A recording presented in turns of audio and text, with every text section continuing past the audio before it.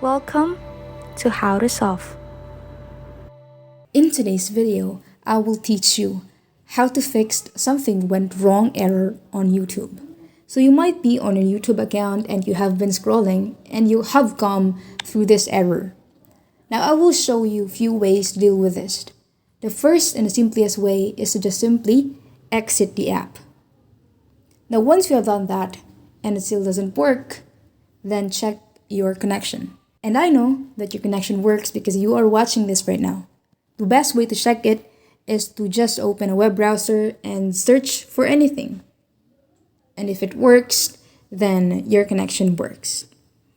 Now the next way for you to deal with the error is to simply shut down your phone. And just like any other phone, whether it's an Android or an iPhone, you know how to do that. So just simply shut down your phone and restart it. Now, once you have restarted your phone, hopefully, the error has been gone. But if the error is still there, the best way for you to deal with it is to uninstall the app and reinstall it again. Go to your Play Store and search for YouTube. Now, once you're here, uninstall it. And of course, click the update. And once that loads, you have your YouTube back and you're safe with the error. Please like and subscribe for more content. We'll see you in the next one.